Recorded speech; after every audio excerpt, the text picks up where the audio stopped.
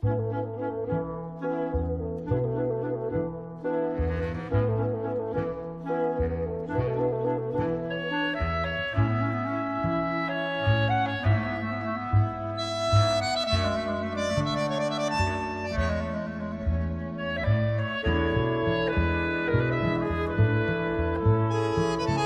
origin of injuria is often stemmed from the place of birth for a person. For example, in Lipari, if you are from the municipality of Pianoconte, you would be called u Pianocuntaro, or similarly from Quattro Pani, you would be u Quattropanaro.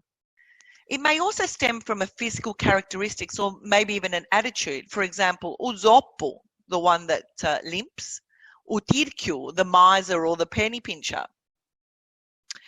It is often common to find injuria related to people's occupation or work. For example, l'avvocaticchio, which means a cheap lawyer, coming from the word l'avvocato, and l'avvocaticchio, you know, uno di quattro soldi.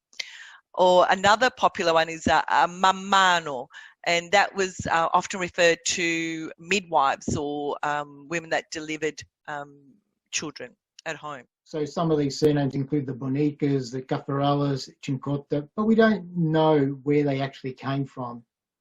They just appear out of nowhere. The records don't really tell us. And so it's hard for us to know where those people with those surnames came from. On the other side, we have a list of a few soldiers that were in the garrison on Lipari around about 1610. And it's obvious that those surnames sound very Spanish in origin. But what we don't see in that early period are other familiar surnames that we generally associate with the Aeolian Islands. Sometimes when we hear one of these surnames, we automatically think of a particular island or a particular town, because we know sometimes it only occurs in that town or on that island. But if you go back to the 1600 or earlier, the 1500s, you do not see these surnames anywhere. So they must have arrived at some point afterwards.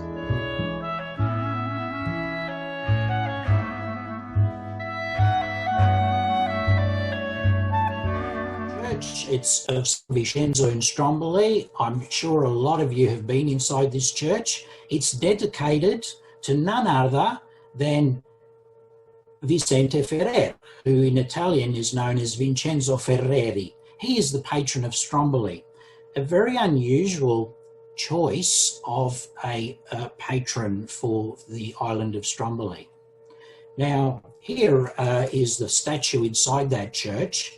Vincenzo Ferreri died in 1419. He died before the Inquisition was introduced, but he laid the groundwork for a lot of the pressure being put on Jews to convert. That church in Stromboli was built in the late 1600s, and it was essentially funded by many of the people who were coming from Lipari, and the Barneos were among them. Why on earth would they suggest the name Vicente Ferrer? Well, quite obviously for political and security reasons. It's a sign of loyalty. You know, we're conversos, we're real Christians, and we're willing to make our patron Vicente Ferrer, who got us into line, you might say. There are a couple of reasons why people do take DNA tests. One is to predict their genetic ethnicity, so to see where their ancestors came from, which is always fun to find out if sometimes you're not sure or how much of the DNA from a certain part of the world you come from. To make connections, so you helps you find new family connections, find cousins around the world. They may have more information about your side of the family. They may unblock your brick walls in your family tree, as you're not able to find any other resources that can take your family tree further, but they may have found it in the past or they know about it. That's always useful. Also through an adoption, some people are finding missing parents or close family members that they want to look out for through Ancestry DNA and all these DNA sites. I will be saying a lot of DNA in this presentation as well, so get ready for that. Also, of course, genealogy purposes, finding ancestors to confirm your research. And this is the big one that I love. It really helps to prove or disprove your documented family tree connections. To really confirm, because you could be going up the wrong tree, and especially on the Isole Eolie, with so many common surnames, it can be the case. And of course, there's a fair bit of shared DNA that we all have as well. Beside the illegitimate children, there were also those babies with the legitimate origin who were abandoned by parents because of great poverty, hunger, unable to feed their children, especially during the nursing time. According to the documents I analyzed, you can see that other cases of abandonment were sickness of the babies and of the mother, the presence of the father in prison, and the mother's death during childbirth. I could also find that kids could be abandoned because of violent discussion within a family. So the father of the baby, for revenge, could abandon his child. There were also kidnapping of the illegitimate babies by their natural father, who did not want to marry the mother of his child. And moreover, baby could be abandoned also because of pandemics, epidemics, or outbreaks. So you get a lot of these, how would you say, like symbols, or these words that you find on a tombstone. Now, it's a good way to really know, really get to know the information that you're looking at when you go to Lipari. So I guess the most important ones that I find is this, and this also is very useful in the records, when looking in the records. So you have the term fu, which indicates the father is deceased when this person has died. So it will normally have fu, and this in case this one's got Francesco, which means when Felice died in 1953, his father had already passed away. And this also goes the same in the records. If you see the fu before the father's name or the mother's name, it would mean that they had deceased before the record was created. Again, and then you have di, which means the father was still alive when this person had passed away. As you can see, it's got Di Angelo, which means that the father Angelo was still alive when Anna Ferrazzo had died in 1926. So it's important to interview elderly relatives as soon as possible. Unfortunately, I left my run too late, and all of my grandparents, great uncles and aunties already had passed away, unfortunately. So we really need to ask as many questions as possible. And sometimes it's a matter of asking the right question.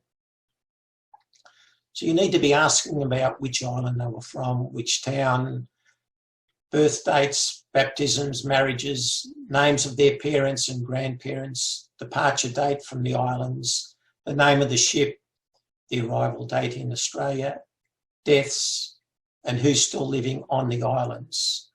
I still have some relatives on the islands whom I have met myself. And then you need to cross-check this information with other sources, because sometimes the information we're given is not always accurate.